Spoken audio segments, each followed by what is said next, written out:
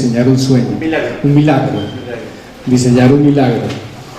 En esta primera edición del Festival Latinoamericano de Cine de Onda tenemos en la tarde de hoy la última actividad en el Centro Cultural del Banco de la República, un espacio soñado que hemos querido también compartir con todos ustedes, un homenaje, también un reconocimiento a un grande del arte, de la cultura colombiana, latinoamericana y por supuesto también mundial, que es Jorge Ali Triana, a quien le damos la bienvenida y le agradecemos por estar aquí.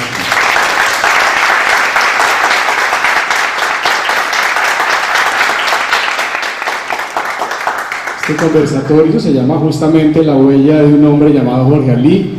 Va a estar acompañado Jorge Ali, nuestro director del festival, Víctor Gaviria, y va a moderar nuestro querido Mauricio Reina, ondano también por adopción, que queremos mucho que esté aquí, que viva también aquí, que ha sido realmente una gran ganancia para nuestro municipio tener a Mauricio también aquí. Así que bienvenidos y buenas tardes. Muchas gracias, Ángel, por esas generosas palabras. Muchas gracias por esta invitación a compartir con estos grandes cineastas este homenaje a Jorge Ali Triana. Es un privilegio compartir con Víctor la posibilidad de hablar con Jorge Ali, de hablar de tu carrera y tenerte aquí, Jorge Ali. Qué bueno que hayas aceptado esta invitación.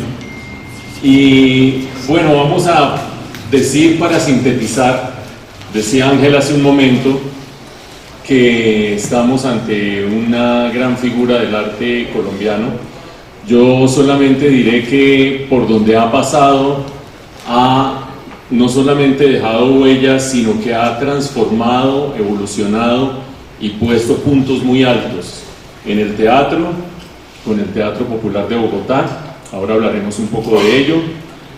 Aquellos años en que en los años 70 en Bogotá se formaron tres grandes instituciones teatrales: el Teatro Popular de Bogotá, el Teatro Libre de Bogotá, el Teatro La Candelaria, y dejaron una huella inmensa en dramaturgia, una huella inmensa en espectáculos, trascendieron fronteras. Vamos a hablar un poco de Aitu Panamá, vamos a hablar de todo lo que se hizo en esa época, así como lo que Jorge Ali ha llamado la dificultad de una utopía, porque el Teatro Popular de Bogotá terminó su historia de manera triste. Después en televisión uno podría... Ese es el mismo teléfono que estaba sonando ayer como 3 veces, si le puedes bajar el volumen, gracias. ¿Sí o no? Bueno, en televisión ni hablar. Uno podría meterse por Revivamos Nuestra Historia, podría meterse por Bolívar, el hombre de las dificultades, podría meterse por Los pecados de Inés de Hinojosa, por cualquiera de ellas, con una huella indeleble, siempre transformando, siempre llevando el arte a una nueva estatura, marcando caminos para los demás. Y hoy quien repase esa historia, pues por supuesto se encuentra con una cantidad de hitos y con una cantidad de mojones en nuestra historia. Lo que nos convoca, el cine. Vamos a ver a las 6 de la tarde Tiempo de Morir, una estupenda película, una de las 2 colaboraciones en cine con Gabriel García Márquez. También hubo una en televisión con Crónica de una generación trágica. Vamos a ver cómo fue trabajar con García Márquez, cómo fue trabajar alrededor de trabajos de Vargas Llosa en el teatro. Y bueno, yo quiero arrancar preguntándole a Jorge Ali. Va a ser una conversación a la limón con Víctor. Cuando tú oyes todo esto y miras un poco hacia atrás, ¿qué piensas, Jorge Ali? ¿Qué sientes más que te piensas? En primer lugar, que estoy muy viejo. Entonces, por supuesto, he trabajado mucho, no he parado nunca. Y pues sí, por eso tengo una obra tan extensa, digamos, porque son muchos años trabajando. Te agradezco mucho la mirada, digamos, que lo ves positivamente. Estoy de acuerdo en un sentido, que siempre he tenido la suerte de enfrentarme a proyectos en los cuales era necesario innovar.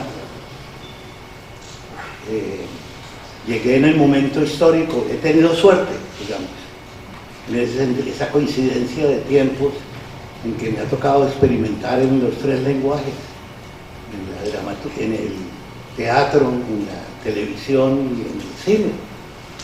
Y pues le agradezco a la vida haber tenido esa oportunidad.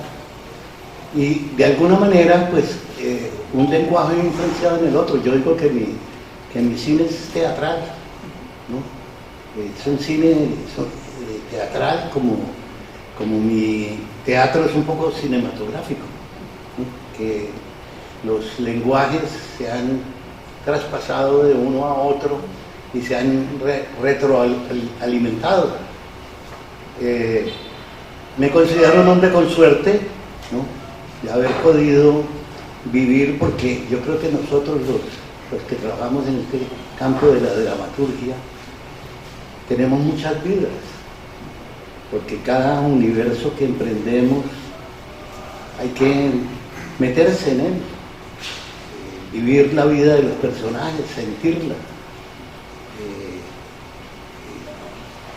transportarse uno como en una máquina de tiempo, una máquina de sucesos a esos universos.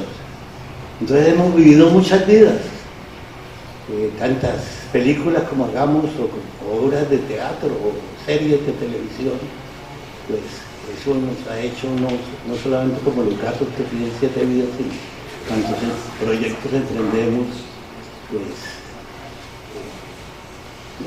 nos ha tocado comprometernos racionalmente y emocionalmente, sobre todo, con esas historias. Y le agradezco a la vida que haya podido vivir tantos acontecimientos y tantas historias de tanta gente. Víctor, cuando decidieron invitar a Jorge Ali, seguramente volvió a tu memoria el que cuando tú estabas empezando a hacer cine, ya llevábamos un rato viendo el trabajo de Jorge Ali. Tal vez no lo habías visto en teatro por estar tú en Medellín, pero ya estábamos empezando a ver sus trabajos magníficos en televisión, empezando por Revivamos Nuestra Historia. Ya vamos a ver un poco qué significa hacer historia en la ficción. ¿Por qué decidiste invitar a Ali, a Jorge Ali, pero sobre todo, qué te decía a ti la obra de Ali y de Jorge Ali en ese momento y hoy? Pues yo quería que este primer festival tuviera un acontecimiento de reconocimiento de un gran artista, ¿cierto? Me parecía que tenía que tener un padrino y me parecía que Jorge Ali era el hombre. Estuvimos conversando en Medellín hace 2 años o 3 años, ¿no?, que estuvo en el Festival de Guatapé, y yo estaba en la Cinemateca, entonces lo acompañé mucho en foros, hablando con gente de teatro. A mí me tocaba la parte como más cinematográfica, pero inevitablemente cuando uno habla con Jorge Ali, pues sale todo, y digámoslo uno como espectador y televidente y esa persona que va al teatro de pronto y como colega del cine, pero Jorge Ali se te aparece durante toda nuestra vida. O sea, tu larga vida también ha estado en nuestra vida, ha estado largamente en nuestra vida. Y yo recuerdo que cuando yo tenía por ahí 12 años, o 13 años, porque me dice Jorge Ali que fue en el 68 cuando él regresa.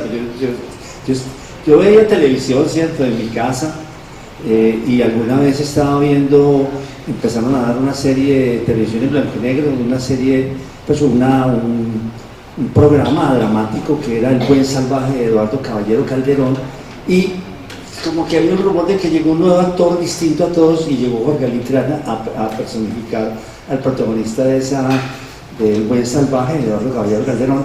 Y desde ahí recuerdo yo a Jorge Ali, y la verdad es que era un actor distinto a todos, y como la obra es una obra dramática, que hay abortos y hay sexo y todo eso, que no era común en la televisión, Jorge Ali entró un poco escandalizando a la juventud colombiana, que era yo en ese momento un televidente cualquiera, Y desde ahí me acuerdo de Jorge Ali. Claro que empieza en Panamá, en la Universidad de Antioquia.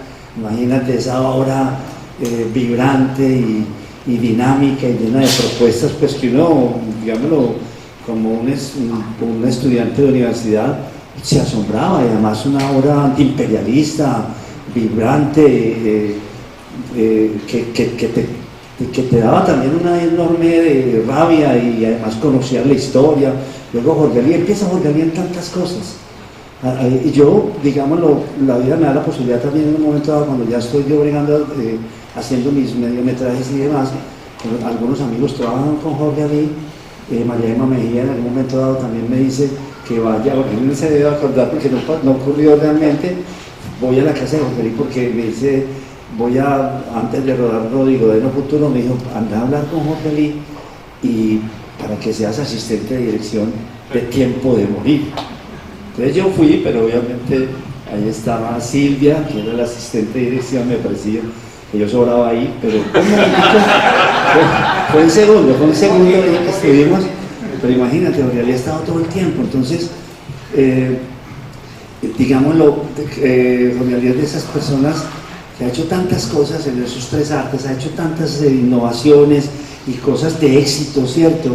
Y de alguna manera víctima de su propio talento, en el sentido de que pareciera que fuera fácil lo que hiciera, porque todo le da bien, todo queda bien y todo pareciera fácil para él, pareciera fácil, y obviamente no lo es. Yo quiero preguntarle a Jorge Ali algo sobre la época del teatro.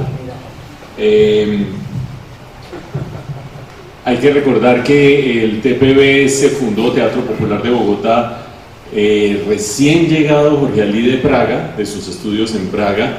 En Praga estudió Leopoldo Pinzón. Leopoldo, un saludo aquí a la sala y un aplauso a la sala.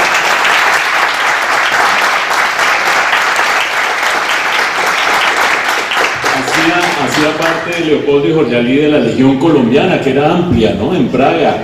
Me sorprendió a mí, yo soy Jorge Ali economista, que tenías muchos amigos economistas también colombianos estudiando allá. Pero quiero preguntarte, esa experiencia un poco colectiva, impregnada de espíritu, no sé, socialista, colectivista, con que se fundó el Teatro Popular de Bogotá. ¿Cómo fue esa experiencia de la fundación? Ahora vamos a hablar del ocaso, que también nos deja lecciones. Dale. Pues sí, estamos hablando de esa generación que soñaba, que pensaba que iba a construir un mundo mejor. A mí me tocó una Checoslovaquia muy interesante, porque fue prácticamente el país donde se rompe por primera vez el estalinismo, cuando el gobierno de Dubček, y me toca esa Praga renacentista. Eso fue un renacimiento, un nacimiento en las artes.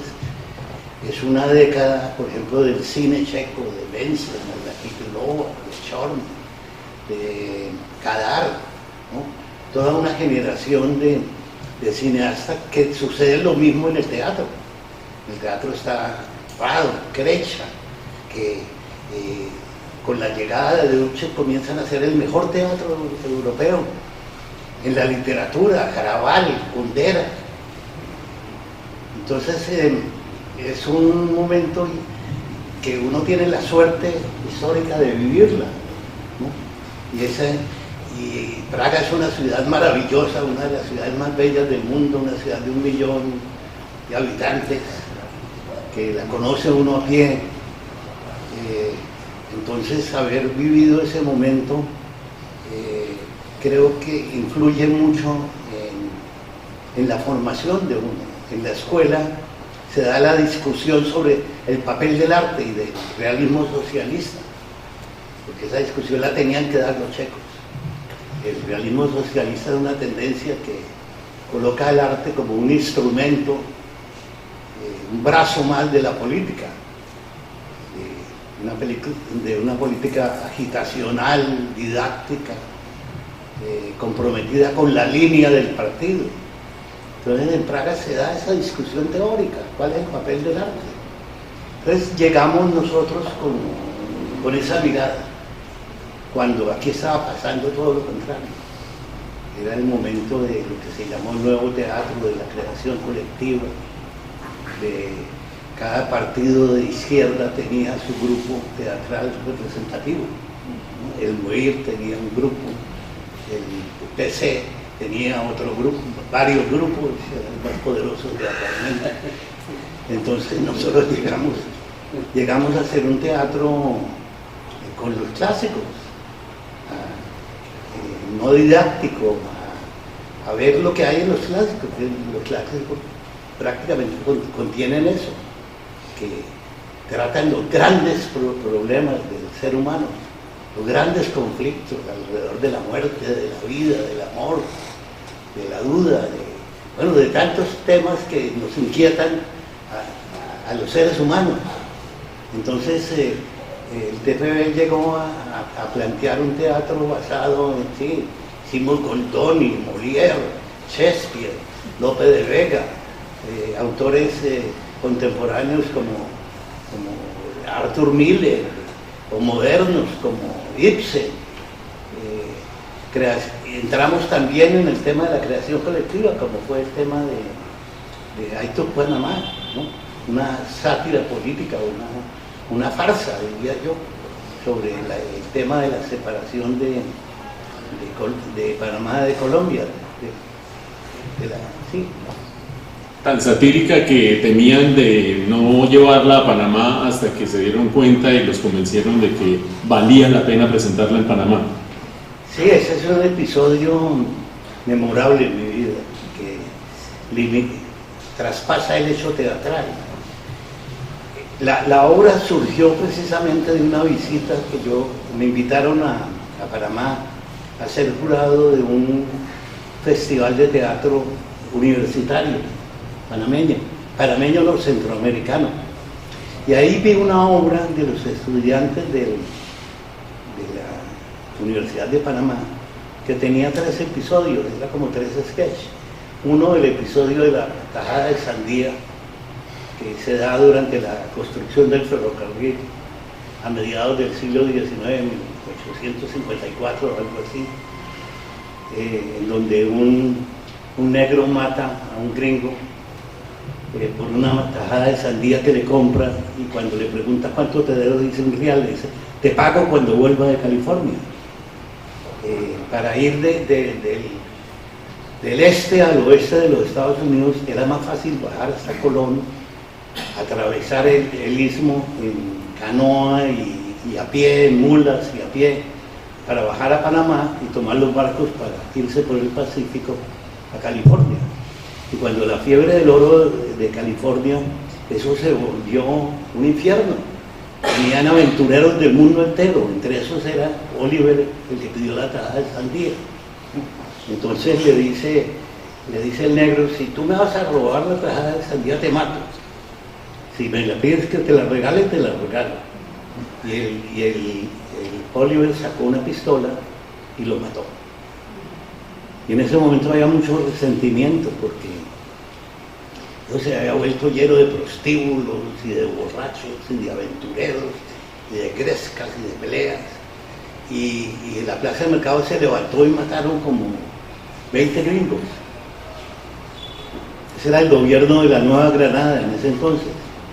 El gobierno de los Estados Unidos le puso una demanda al gobierno de la Nueva Granada, en donde le pedía 10 millas al lado del ferrocarril, como territorio norteamericano, le pedía la libertad de los puertos para importar todo lo que quisieran y una indemnización por cada muerto. Ese era uno de los sketches. Otro era sobre el desalojo de los constructores del canal cuando terminaron de construirlo, ¿no? 50 años después. Y otra era sobre la siembra de las banderas en el 64, cuando los estudiantes panameños saltaron la valla y sembraron las banderas panameñas al otro lado de la cerca de alambre que habían puesto los gringos. A mí me impresionó mucho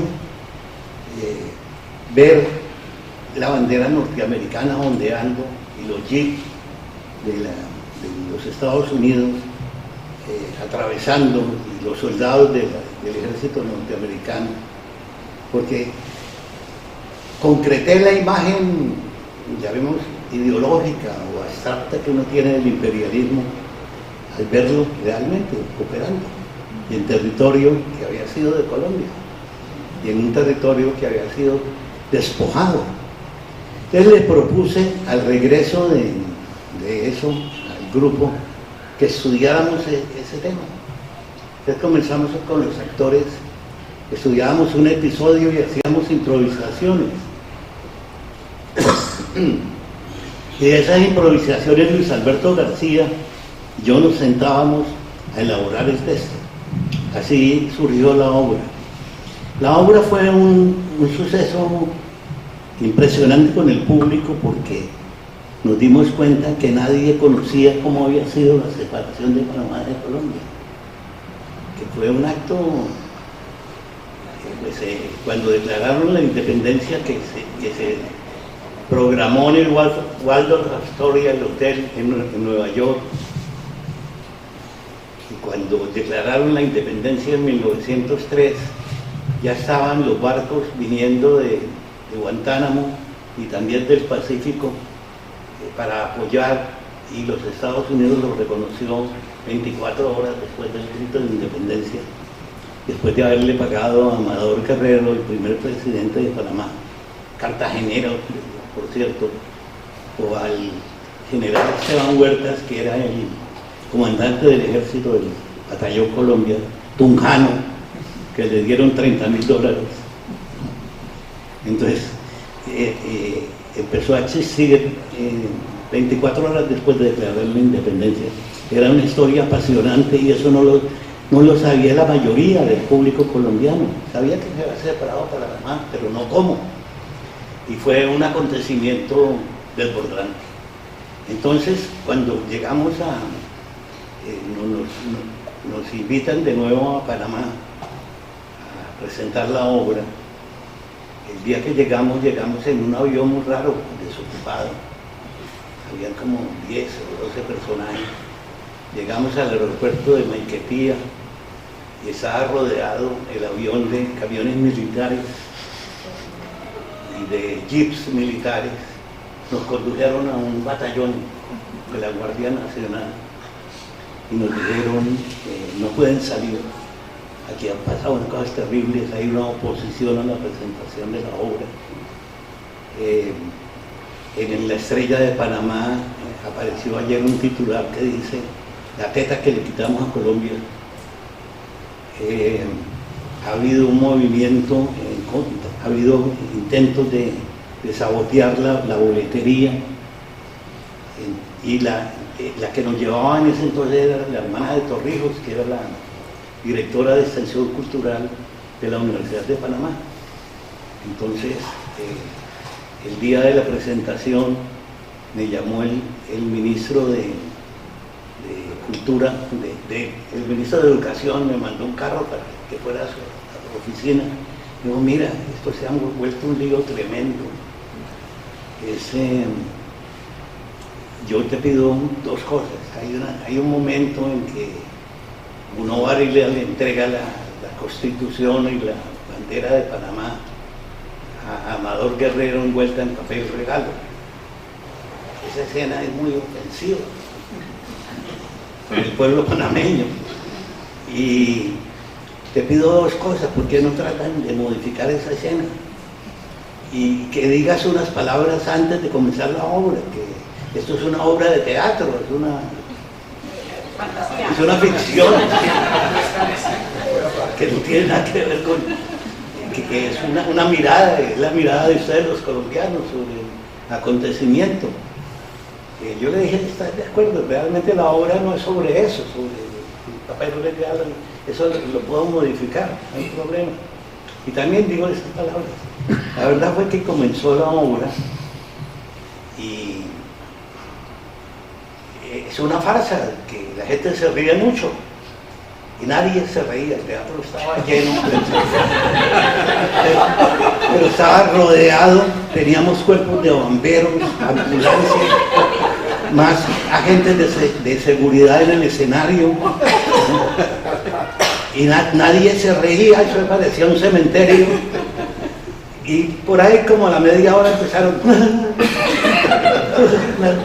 unas risitas. Cuando llegamos a la escena del Congreso de 1903, el Congreso de Colombia, en donde, ¿cómo se llama ese congresista? Miguel Antonio Caro duró discutiendo un mes si eran sesiones ordinarias o extraordinarias, o si eso era un convenio o un tratado.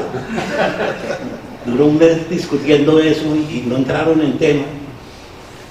Entonces, ya cuando llegamos a esa escena del Congreso, la gente ya estaba suelta y las carcajadas estaban maravillosas. Además, hay un personaje, Pérez y Soto, que era el representante de Panamá en el Congreso, que fue el único que realmente dio un discurso antiimperialista, un tipo muy interesante, que después terminó como representante de Antioquia, Pérez y Soto. Un personaje que valdría la pena revisarlo en la historia, quién era, por qué. Entonces se rieron mucho, pero llegó el momento de 1903. Cuando llegó en 1903, una señora vestida de enfermera de la Cruz Roja, de vestidos grises, damas grises se llamaban, se levantó y en un tono patriotero dijo: arameños, os vais a dejar insultar, levantaos de esas sillas. y entonces la mayoría del público empezó a callarlos, y salieron una fila de damas grises, salieron, y llegó el episodio de la siembra de las banderas, y de la siembra de las banderas, entre los muertos se levantaba Torrijos y decía el discurso que él dio en el Consejo de Seguridad de las Naciones Unidas, en donde hablaba de que un contrato a perpetuidad es una infamia, que eso no existe, ¿no?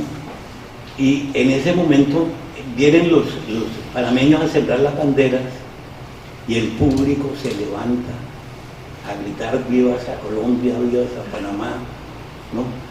Y se empiezan a subir al escenario, a abrazar a los actores. Eso fue, todavía me estremezco cuando vivo eso, porque eso nunca me había sucedido, ni nunca me volvió a suceder, ni nunca me sucedió. Y habían unos que levantaban en primera fila las muletas, que eran lisiados de esa tarde del 64. Fue un momento muy emotivo. Yo creo que de las cosas que recuerdo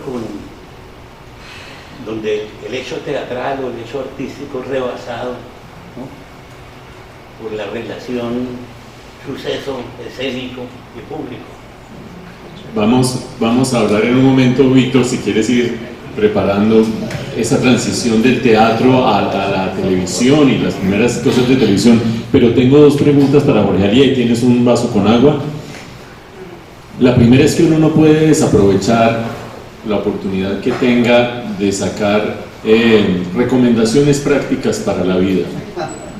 ¿Qué hago para cultivar la memoria de esa manera, Jorge Ali?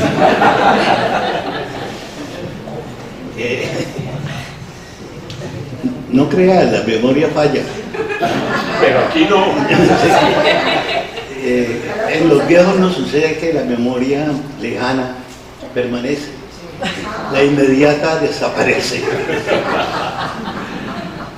La otra pregunta, antes de entrar a hablar un poco de Bolívar, el nombre de las dificultades, revivamos nuestra historia, pecados de Inés de Hinojosa, y después llegar al cine.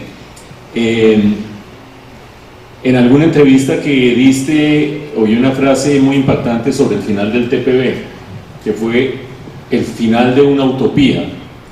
¿Por qué era una utopía hacer teatro con el TPB? Esta es apenas una de muchas vivencias que podrías contarnos alrededor del teatro.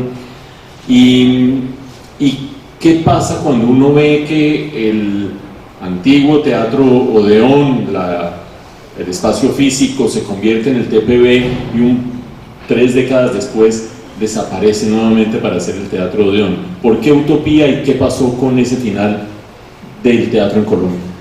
de ese teatro? Bueno, el TPB se llamaba Centro de Artes Dramáticas y Audiovisuales. Pues la utopía que teníamos era allí se creó el primer festival de cine de Alcantarilla, de cine independiente, ¿no? De cortometrajes, el festival de cuentería, la cinemateca del TPB. Abarcaba un proyecto muy grande. Yo lo llamé más bien como el cementerio de la utopía. Cementerio de la utopía. Un día descubrí que yo ya no pensaba en mis proyectos artísticos, sino pensaba en el dinero para mantener esa institución.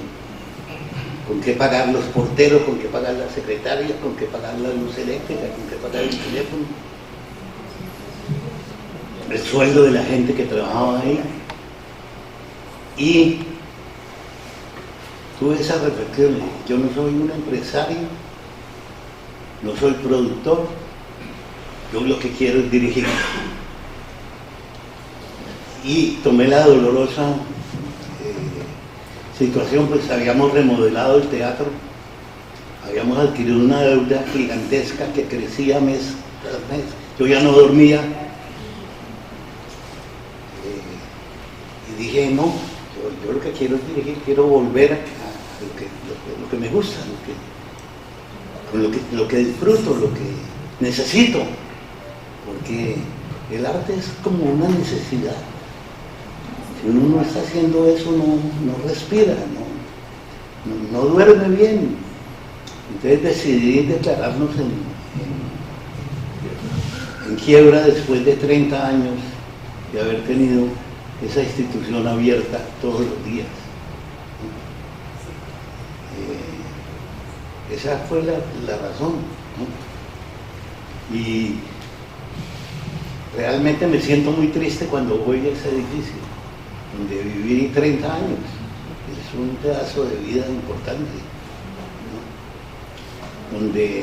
Pero empecé a dirigir en otras partes, empecé a dirigir en Nueva York, en Lima, en Caracas, ¿no? En Bogotá. Me volví a amistar con Fanny Miquel y empecé a dirigir en el Teatro Nacional. Yo creo que lo hice bien. Lástima, me duele mucho la cerrada del TPB, pero por otro lado me permitió una libertad que no tenía cuando estaba al frente de esa institución. Jorge Ali, ¿tú crees que lo hiciste bien?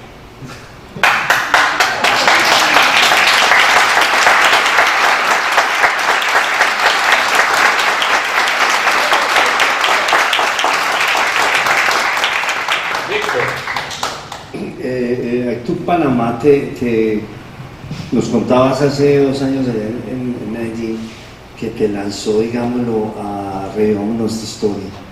Que, digámoslo, Carlos Lleras, que tenía un grupo de una sociedad de amigos de Colombia, amigos del país. De amigos del país. Sí, y ahí estaba Jaime Saní Echeverri, ¿cierto?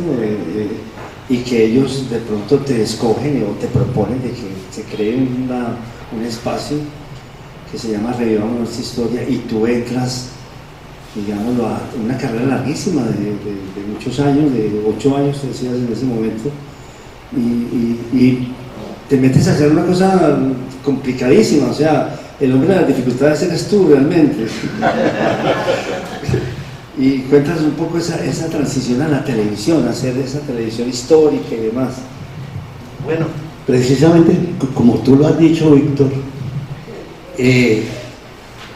nos invitó, creo que era Patricia Lara, que trabajaba con el expresidente Lleras Restrepo en la Sociedad de Amigos del País.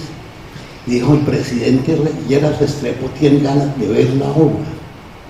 He oído hablar de la obra, ¿por qué no hacemos una función allá en la sede que queda ahí en la Candelaria, enfrente de la catedral, creo? Y fuimos a hacer la función, y eso estaba lleno de políticos, de historiadores, de personajes de la política y de la historia. Y hubo un foro después de la función, que duró como, salimos como a las 2 de la mañana de la sociedad. Entonces, como a los 15 días me llamó Jaime Sanino Izquierdo a su oficina y me dijo, muy interesante eso, cómo la dramaturgia puede provocar un debate histórico de esa dimensión, cómo la gente respondió, ¿no? Y se nos ocurrió hacer un programa de televisión con la historia. ¿Por qué no encabezas el equipo y me ayudas a armar eso? ¿A quién se te ocurre como escritor? Yo le dije Carlos José Reyes, porque yo he trabajado mucho en dramaturgia con él. Entonces con Carlos José comenzamos a diseñar, creo que la primera cosa que hicimos fue una biografía de Córdoba, en blanco y negro todavía, con las cámaras aquellas que las casacas rojas cuando caminaban los soldados quedaban con una estela. Y si la cámara llegaba a ver un bombillo o ver una vela, se quedaba eso, había que esperar 1 hora para que desapareciera. Y eso fue el principio que hicimos primero lo de Córdoba y después vino Bolívar, el hombre de las dificultades, que fueron como 40 capítulos. Y pues no fue la primera vez, pero sí fue de las primeras veces que se sacaron las cámaras de los estudios, ¿no? Porque no se podía hacer la batalla de Boyacá pues en un estudio de la 24, ¿no? Y las cabalgatas de Bolívar que atravesó el continente como 3 o 4 veces, no se podían hacer en los estudios. Y eso fue una manera que yo creo que cambió las actuaciones. Los actores que teníamos en televisión provenían de la radio con unas voces muy impostadas, muy articuladas, ¿no? Y lógicamente un tipo montado en un caballo no puede hablar así.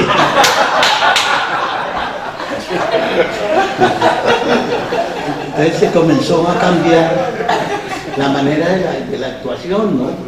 Todavía se ve, yo veo eso de Bolívar hoy en día y me da vergüenza.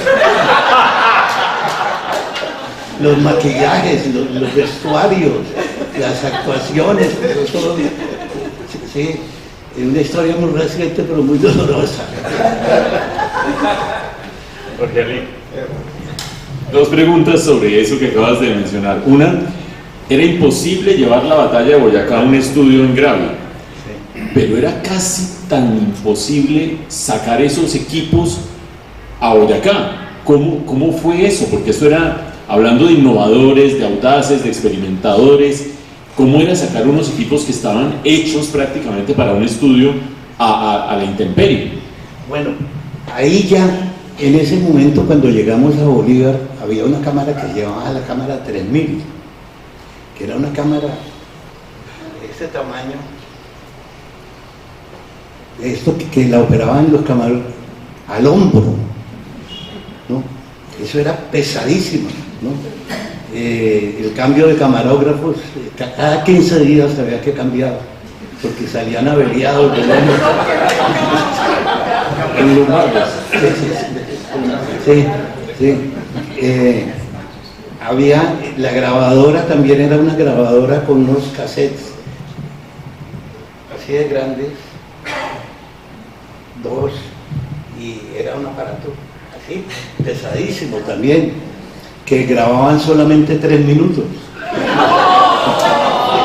3 minutos, sí. En 3 minutos había que cambiar los cassettes. Pero ahí ya, esta cámara 3000 ya no dejaba la estela roja, pero sí, la vela encendida o un reflector sí quedaba la huella, sí. El vestuario era muy chistoso, claro, con telas muy baratas. Los maquillajes peores.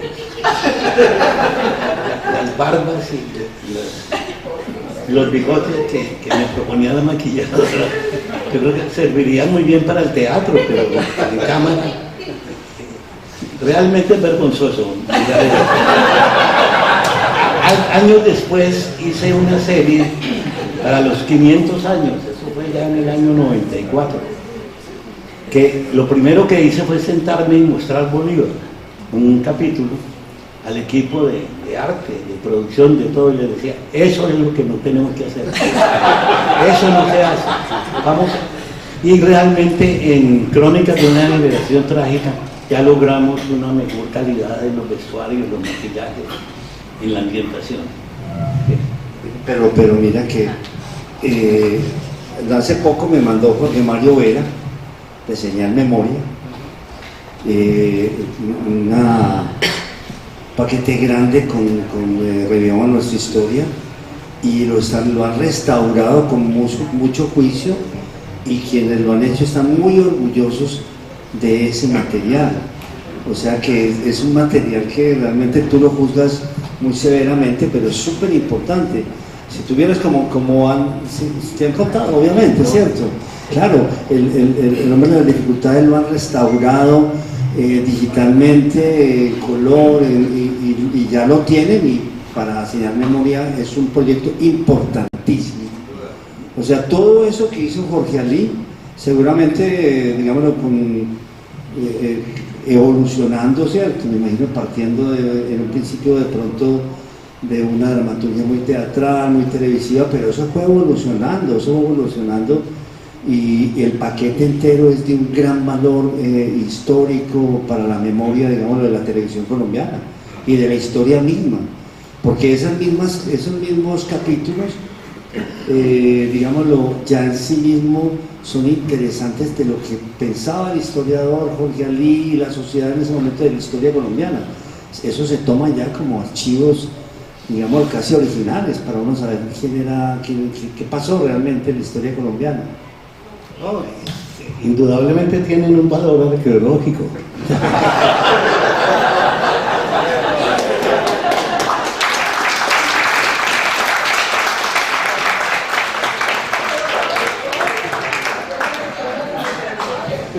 Pero yo te pregunto una cosa, de todas maneras, cuando comenzaste, a mí me sorprende mucho que tú, de pronto un éxito como el Tu Panamá, digámoslo, cambies tan fácil. Tú eres una persona que cambias muy fácil de proyecto, no te amarras, digámoslo, a un éxito, sino que saltas a otra cosa con facilidad, como si lo que importante en ti es crear, es retos nuevos, ¿cierto?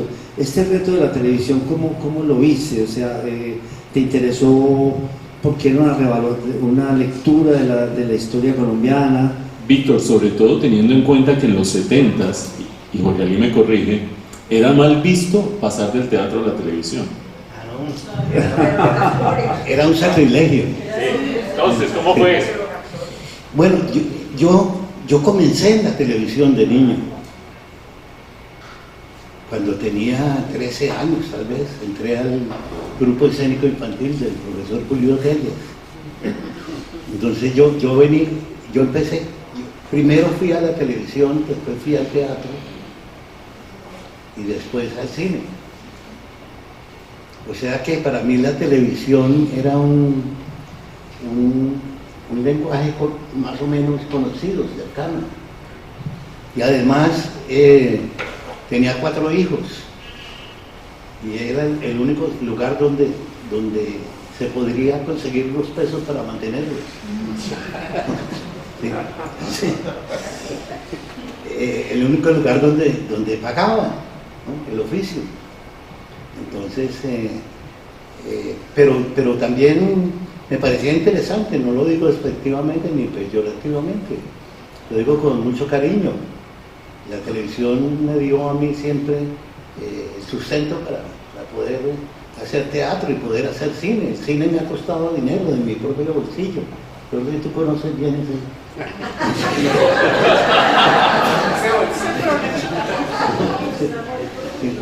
El teatro también es muy precario, ¿no?, desde el punto de vista económico, ¿no?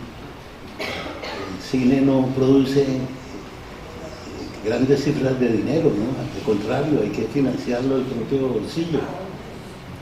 Entonces, le tengo mucha gratitud a la televisión y realmente tuve la suerte de tener proyectos muy interesantes.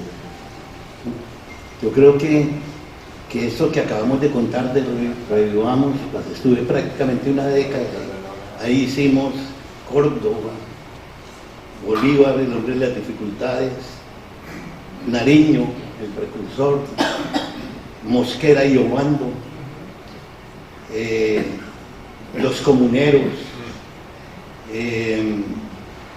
del siglo XX, Rafael Reyes, López Pumarejo, el Bogotazo. O sea, fue un recorrido por la historia de Colombia. Jorge Ali, y en general Jorge Ali ha tenido siempre público. Es una cosa muy especial, o sea, no solo aquí en Panamá, sino cuando haces el Bogotazo también es un impacto lo que se causa, todos lo recordamos. Sí, porque yo creo que la gente agradece conocer, poder ver la historia de esa manera, ¿no?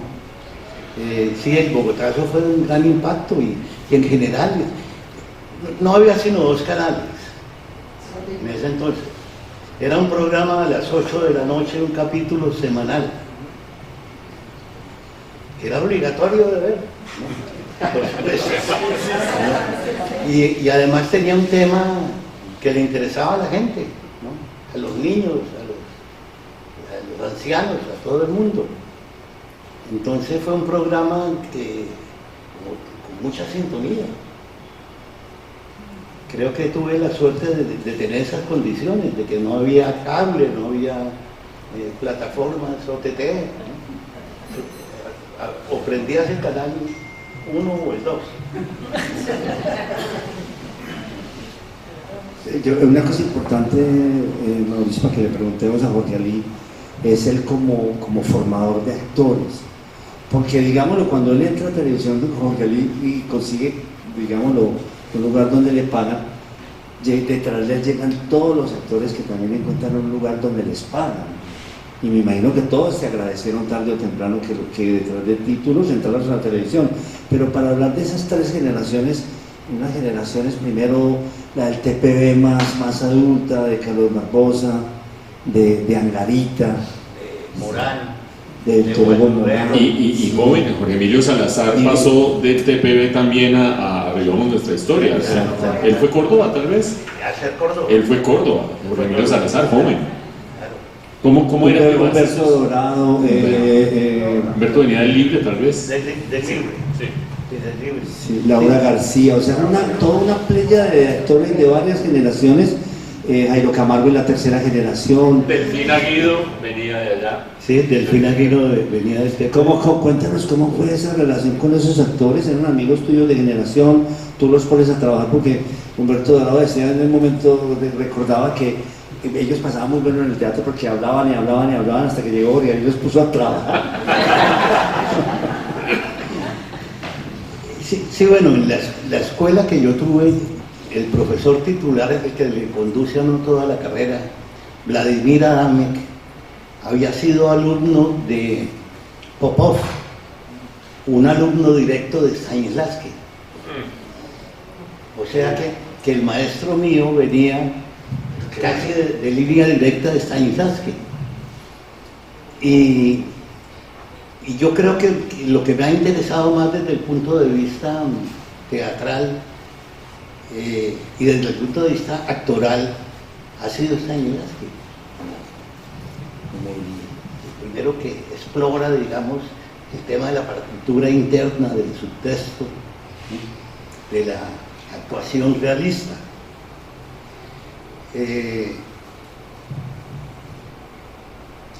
¿Pero qué quería decir?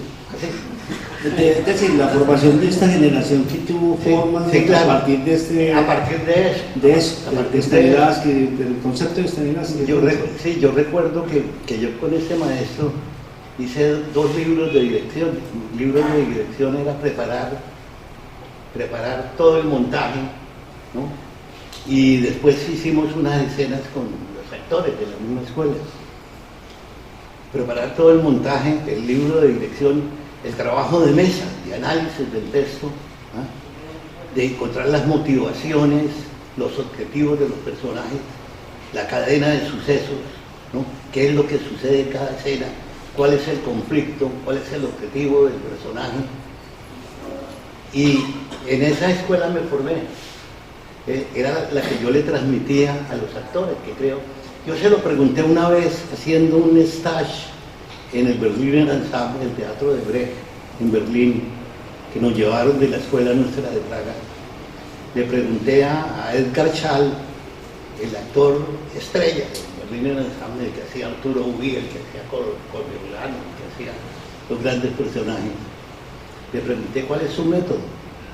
Me dijo, el único. ¿Y cuál es el único?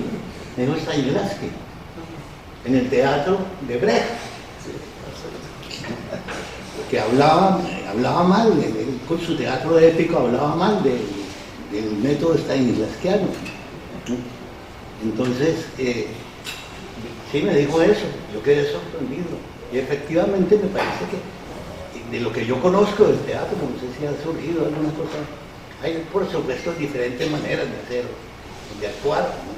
Y diferentes escuelas, y diferentes métodos, y diferentes acercamientos. Cada director tiene una manera de ver, y todos son válidos.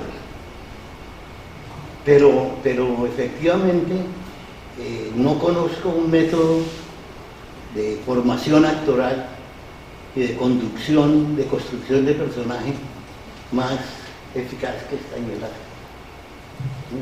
Porque era un tipo que conocía muy bien. Él era actor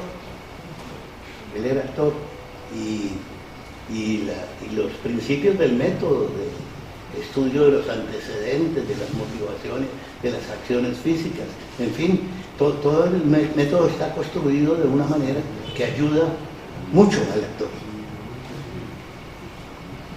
Digámoslo, en esa pequeña lección que nos acaba de dar, una pequeña lección maravillosa, ve uno el estilo tuyo. Yo no sé por qué cuando en la Cándida Heréndida, en todas esas obras de teatro, todas tan sustantivas, donde hablas de cadena de acontecimientos, son muy claras, o sea, tienen una presentación al espectador muy clara, no abstrusa ni nada, es muy clara tus cosas, ¿no? Me parece pues que nos das una lección con eso y que de alguna manera nos hace pensar en tu estilo, por qué, digámoslo, tan fácil pasar de una cosa a otra y cómo te conectas con el público también con tanta facilidad, ¿cierto? Yo no sé, Mauricio, que yo quisiera de pronto preguntarle a él, darle un salto, digámoslo, sí. Revivamos nuestra historia a algo que es de eso mismo, que es Bolívar soy yo. Sí, sí. Que de alguna manera surge de un personaje, que tú querías de pronto, Mauricio, hablar de eso, ¿cierto? Sí, hay me parece a mí, dos puertas de entrada al cine para hablar con Jorge Ali. Una, Tiempo de morir, por supuesto, si vamos cronológicamente, que la vamos a ver a las y debemos hablar de ella. Pero ya vamos a hablar de eso, pero me parece muy interesante lo que planteas, Víctor, en el sentido de que hay actores de actores, y hubo un inmenso actor, Pedro Montoya, Bolívar, el hombre de las dificultades, que constituye una puerta de entrada inverosímil al cine 20 y pico de años después, saltando a Bolívar soy yo. Danos 3 puntadas de qué pasó con Pedro Montoya, el protagonista de Bolívar, el hombre de las dificultades. ¿Qué sientes con lo que pasó con Pedro Montoya y cómo eso vuelve y surge en Bolívar soy yo, Jorge Ali? Bueno, con Pedro Montoya sucede una intoxicación de información. Él comienza a leer biografías y le sucede una cosa que uno agradece, ¿no? El meterse en el personaje, en identificarse con el personaje, en sentirlo, ¿no? En traspasar esa barrera de su propia realidad y empezar a pensar y a sentir como Bolívar. Y hay 2 elementos, no solamente ese, sino lo que sucede afuera, que empieza la gente a creer que él es Bolívar, lo empieza a tratar en la calle. El presidente Belisario Betancur lo sacó a giras políticas, decía su discurso y le preguntaba, ¿no es cierto, Libertador? Y él le contestaba, sí, Belisario.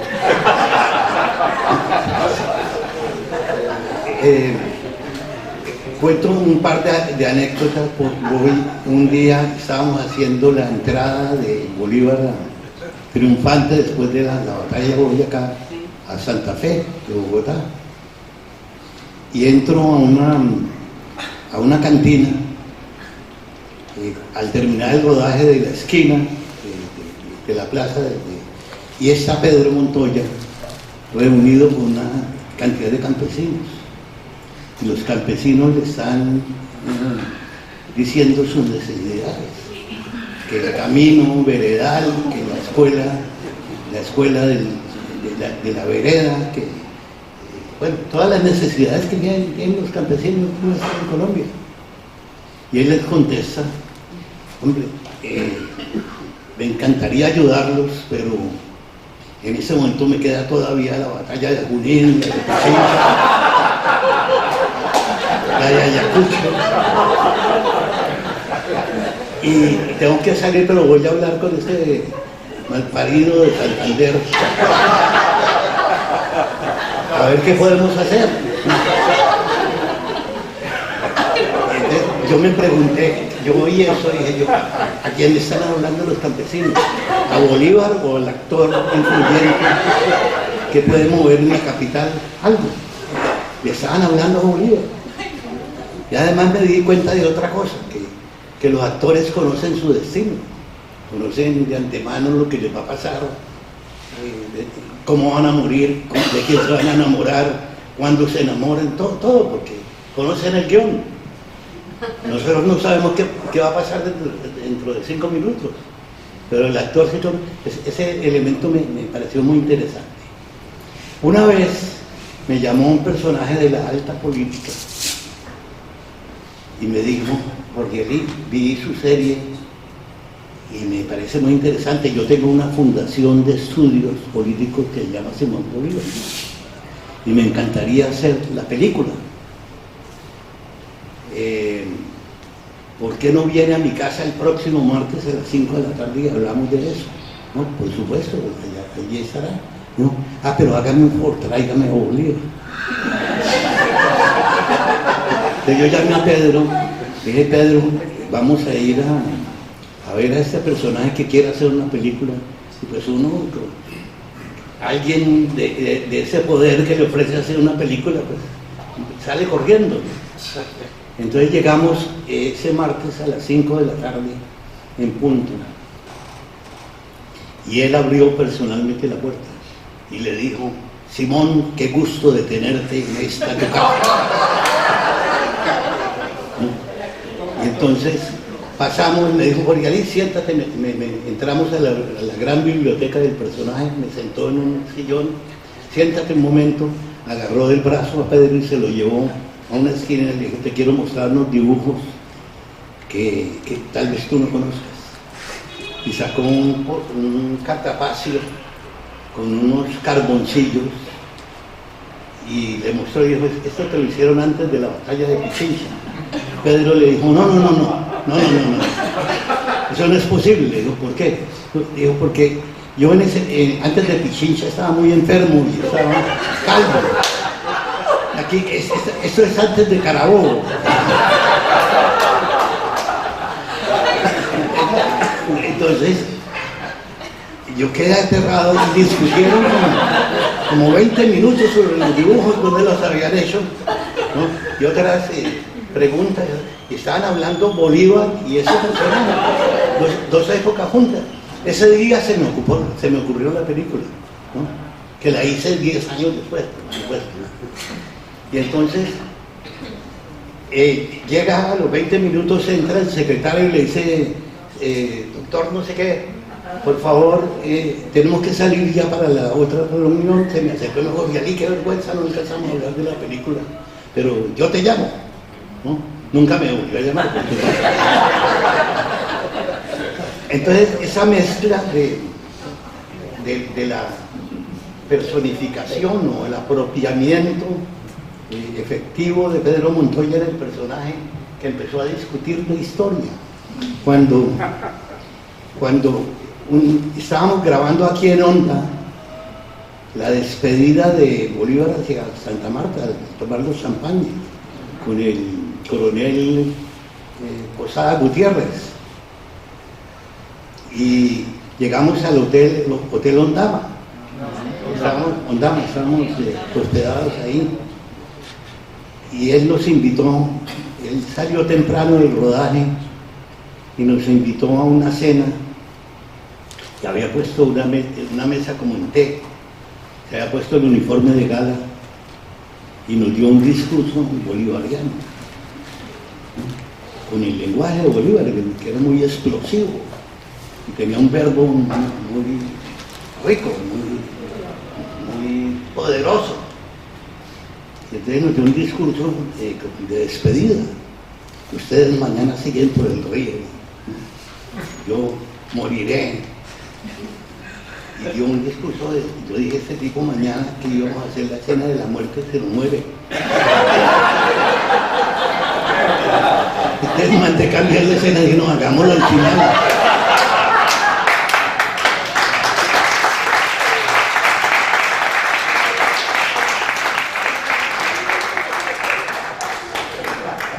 Entonces, de ahí surge la película. Ahí surge la película, que me pareció apasionante, esa mezcla de realidad y ficción, y también la de la vida del actor, que el actor conoce su destino, ¿no? Y la película tiene como tema eso, que él quiere cambiar el guión, quiere hacer el camino al revés, no de Honda a Santa Marta, sino al revés, por el río, y quiere reescribir el guión para hacer el final del sueño bolivariano de la Gran Colombia. Ahí está una de las películas, Bolívar soy yo.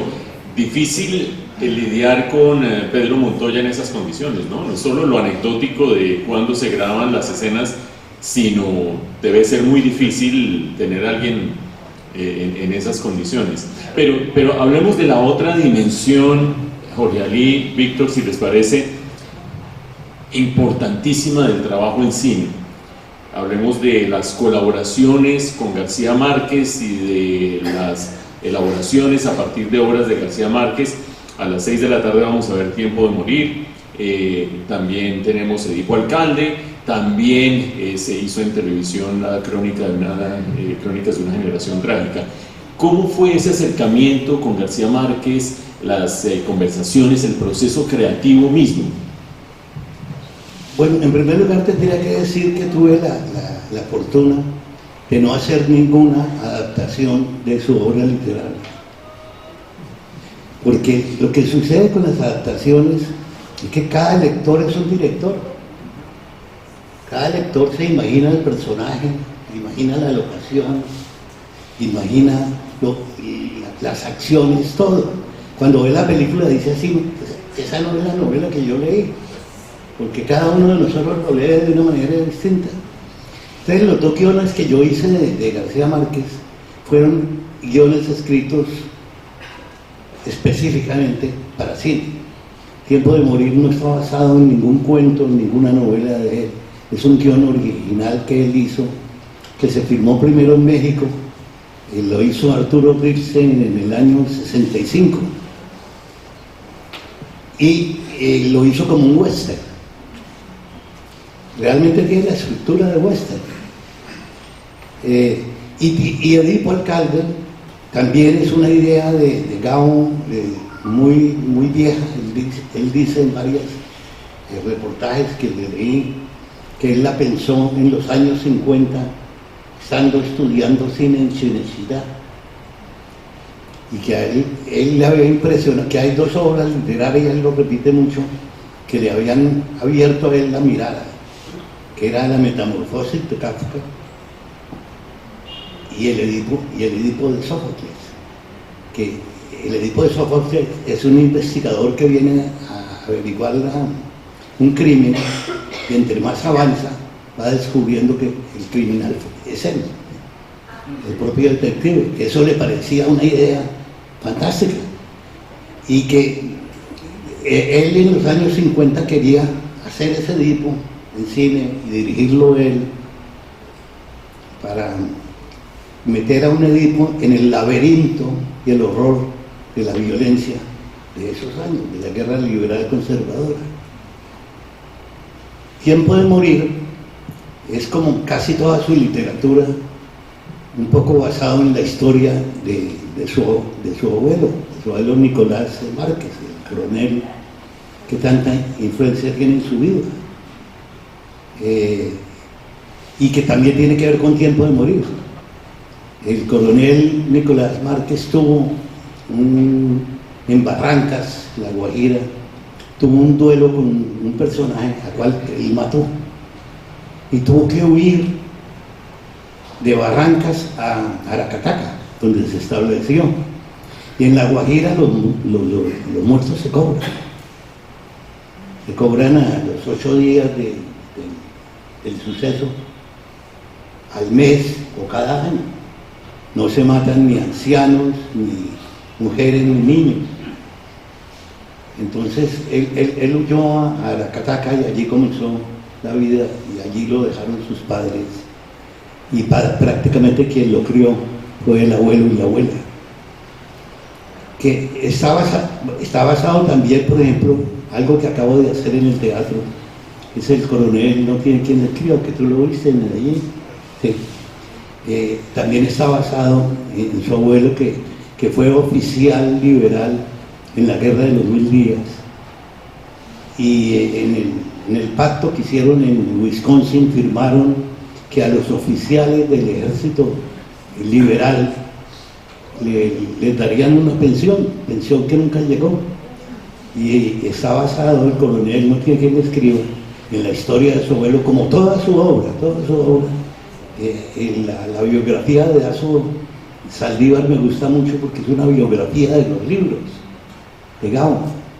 Entonces yo tuve la suerte de hacer 2 películas, la primera por accidente porque a mí me llamó RTI Televisión para dirigir Tiempo de morir para televisión, y yo hice una primera versión para televisión en el año 82, y cuando Gabo la vio en el año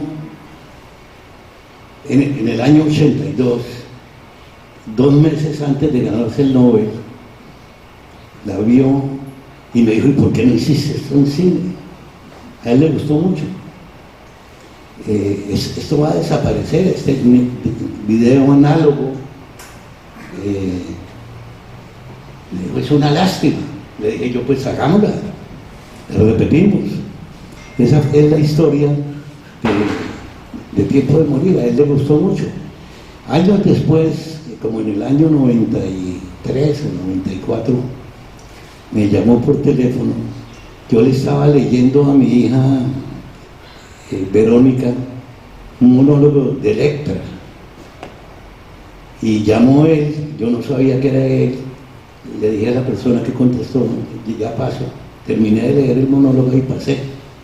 Me dijo: ¿estás leyendo Electra?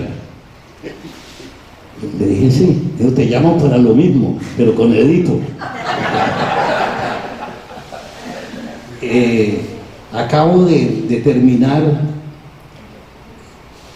una propuesta de guión que está dividido como en 12 grandes unidades. Quiero que la leas. Es sobre el Edipo de Sófocles, pero inmerso en la guerra colombiana de hoy, con los paracos, con la guerrilla, con el ejército, con todo. Léela y me lo comentas. Te lo mando por un fax a Focine. Dile a María Emma que te lo pase mañana. Y así comenzó la historia de Edipo. Después llamó a una alumna de él, Cela Malagón, que desarrollamos juntos el guión, y finalmente intervino Orlando Senna, el guionista brasilero, y volvió a las manos de él, que le dio el último toque, que le metió un caballo que hablaba, que espiaba, que nos complicó un poco. De pronto, Mauricio, para prepararnos para la función de ahora de Tiempo de morir, cuéntanos ¿qué rodaste aquí en Onda de la película? Sí, tal vez ustedes no saben, pero yo soy tolimense, ¿no? Sí. Mi padre y mi madre son tolimenses, mis abuelos, tatarabuelos, son de aquí del Tolima. Y cuando yo iba a rodar Tiempo de Morir, el río Magdalena ha sido como la calle principal del país, ¿no? Que conecta el Caribe con el interior, ¿no? Todos tenemos, hoy tuvimos un viaje maravilloso contigo, hermano, mil gracias por esa visita en el museo que hay aquí del río, ¿no? Maravilloso, ¿no? La historia de este país está allí en el río Magdalena. Y pues cuando yo leí Tiempo de Morir, me imaginaba los pueblos de mi infancia. Y la película está toda rodada aquí en el Tolima, comienza en Ibagué, la salida del panóptico. Empata inmediatamente, voy a tratar de recordar los planos porque la vi hace poco. Baja por las escaleras de la plaza de mercado, y ahí toma una chiva que atraviesa el río yendo hacia Puerto Bogotá. Hay escenas en el cementerio, Purificación. Entonces es un recorrido, está muy marcada por la región, por los recuerdos míos de infancia, ¿no? Yo viví los primeros 5 años en Ibagué. Después nos fuimos a Bogotá y volví adolescente ya a hacer 5º y 6º de bachillerato en el Colegio San Simón. Y por supuesto siempre veníamos de vacaciones a la casa del abuelo, ¿no? De la familia de mi mamá, que tenían fincas aquí en el Tolima, y de la familia de mi papá, que vivía en Ibagué. O sea que mi conexión con la infancia y con la juventud es muy grande con el Tolima. Y hay escenas en Onda, hoy lo van a ver, cuando les grite, ¿eso es Onda? Aplaudimos todos.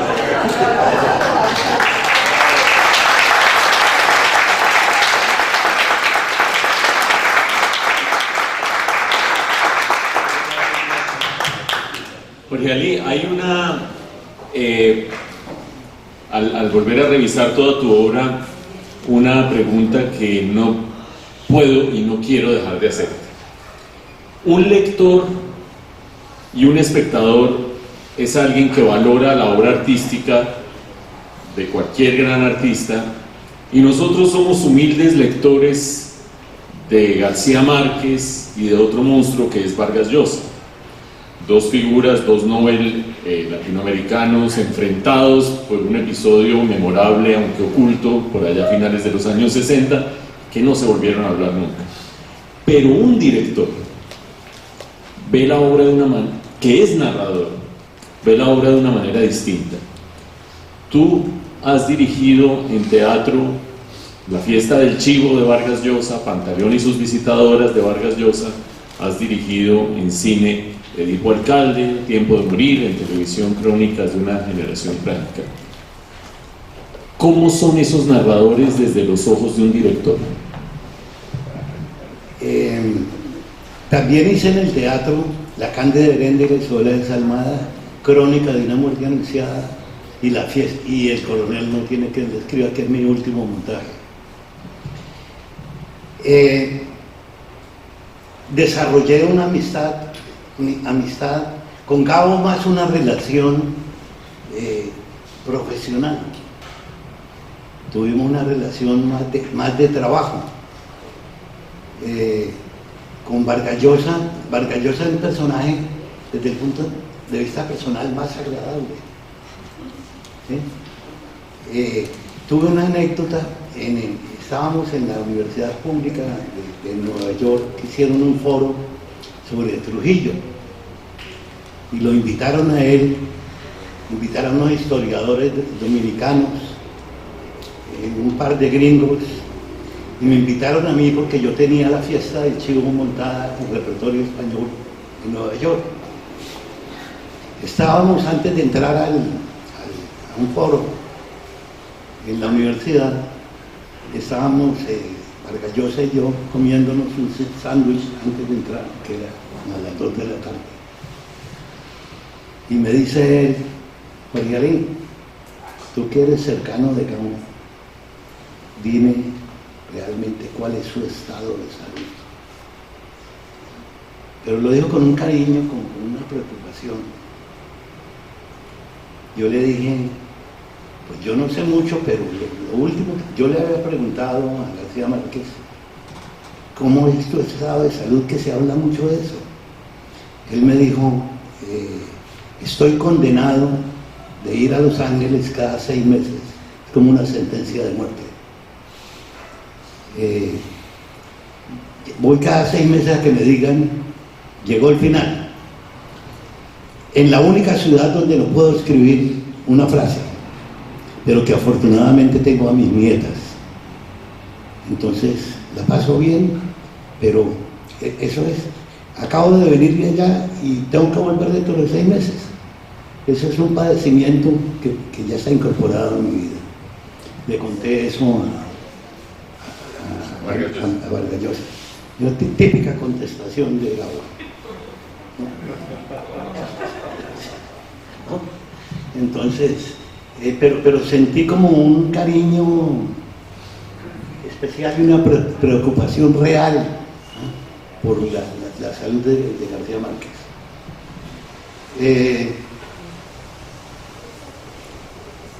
Con la fiesta del chivo sucedió que a mí me gustó mucho la novela, me pareció maravillosa.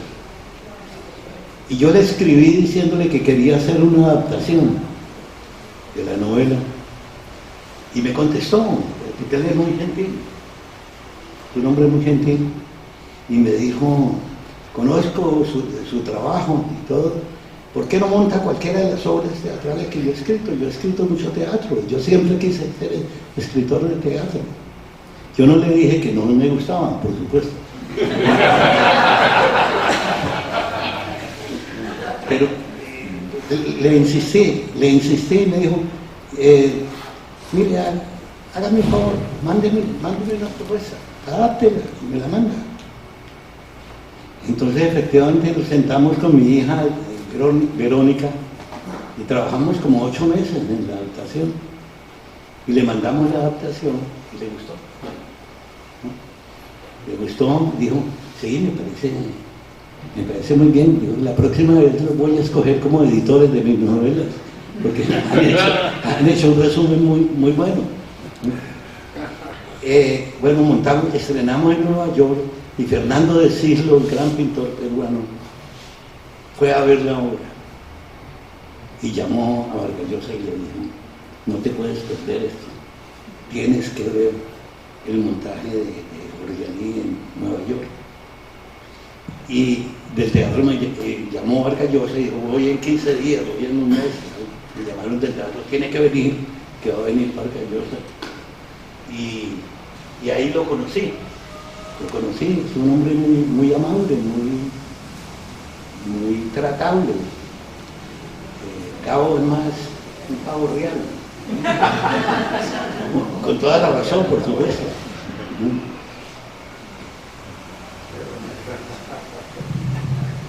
Tomamos unas preguntas del público, Víctor. Sí. Yo creo que sí, me emociona mucho saber que lo que vamos a ver hoy no solamente viene de García Márquez, sino que viene de tu infancia. Me parece hermosísimo eso. Por algo está atravesada de una emoción de comienzo a final la película, porque viene de tu infancia, ¿cierto? De aquí, del Tolima, de cada lugar, de cada rincón. De la figura de su abuelo, de la figura de su abuelo, que es un personaje entrañable para él. Dice que a él nunca le volvió a suceder nada interesante, que su infancia al lado de su abuelo. Él le decía, me dijo una frase, dijo, mi abuelo me decía siempre: tú no sabes cuánto pesa un muerto. Y esa frase está tal cual en la película. Tú no sabes, tienes tanto miedo que lo vas a matar de puro miedo, porque los personajes de Gabo, como dice su hijo Rodrigo, hablan como dioses, no hablan como seres. Pero como yo vengo del teatro, había hecho a Shakespeare, a Lope de Vega, a Goldoni, no me cuestan mucho trabajo sus diálogos, pero hablan como sentencias, como palabras esculpidas, como él dice, que él se fajaba con las palabras. Y es difícil que la gente hable así cotidianamente, pero a mí me parecía apasionante tratar de decir eso sin que sonara postizo.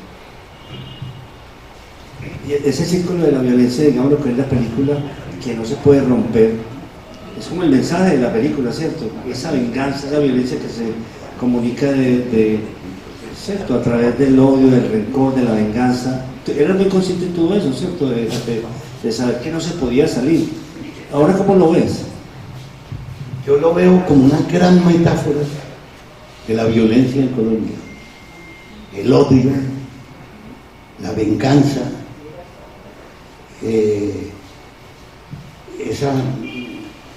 ese compromiso con el odio. Este es un país lleno de odio, de rencores. Eso es lo que ha generado tanto muerto en este país. Y es una gran metáfora. Este hombre sale después de haber pagado 18 años de prisión y regresa a su pueblo y lo están esperando para matarlo. Como matan todos los guerrilleros de la FARC ahora, como matan dirigentes políticos. Entonces, ese tipo trata de resistir hasta el final. Y hay dos hermanos, uno enfermo de odio y de venganza y otro más tranquilo.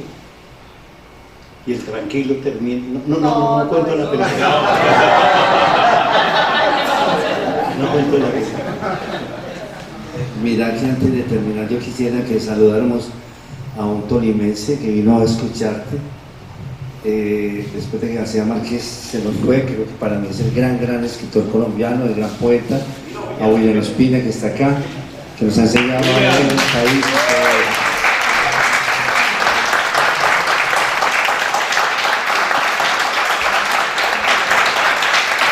Ha sido el padrino en la sombra del festival. Él fue el que nos puso este mandato en su momento de hacer el festival y vino aquí a estar con nosotros esta noche. William, muchas gracias. Excelente visita. Jorge Ali, una última pregunta de mi parte y oímos 3 preguntas del público y nos vamos a ver tiempo de morir.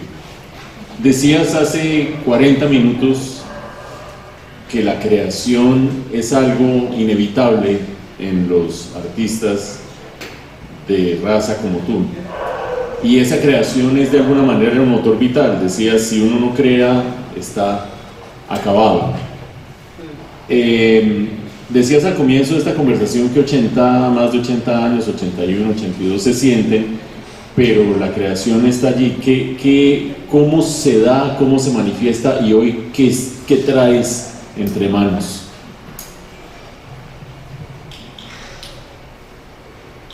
Televisión no quiero volver a hacer, es muy pesada. Son rodajes de lunes a sábado, de 12 horas por día. Esa es la industria, ¿no? Tengo en mente, estoy en ese momento escogiendo proyecto teatral. Tengo muchas ganas de hacer teatro. El Coronel me pareció muy bonito lo que hice, ¿no es cierto? Hermoso, muy contemporáneo.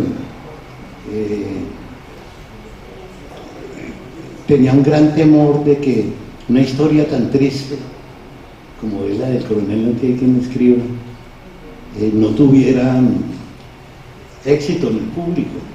Y fue muy satisfactorio que gente joven, mayor, intelectuales, gente popular, de todos los estratos, les encantó la obra. Quisiera seguir haciendo teatro. Por ahí tengo un proyecto de escribir una pieza de teatro. Qué maravilla. ¿Sí?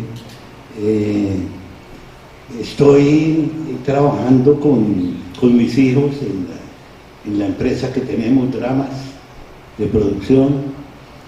Vamos a hacer tenemos en este momento un contrato firmado con ViX, la plataforma de Univisión y Televisa, para hacer un remake de Las Sinuosas. ¿Hay actrices ya? Todavía pertenecen al secreto. campo del secreto. Sí. Es complicado porque reemplazar ese dúo de Amparo y Margarita pues es lo primero que va a pensar la gente. Así es. Pero estamos trabajando, yo sigo trabajando, estoy leyendo mucho, que es una pasión que siempre he tenido. Acabo de leer tu libro, William, ¿cómo es que se llama? Guayacanal.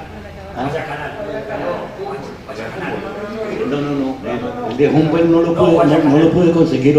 Guayacanal. Guayacanal, acabo de leer Guayacanal. Me recordó mucho mi infancia por allá en las montañas cerca de Cajamarca, donde pasé parte de mi infancia, cuando íbamos a Temperarte, Ibagué, a Tierra Fría. Bello libro. Bueno. Muy bien, hay un par de preguntas del público y si no, nos preparamos para ir a ver Tiempo de Morir, no sin antes darle un inmenso aplauso a Jorge Alfredo.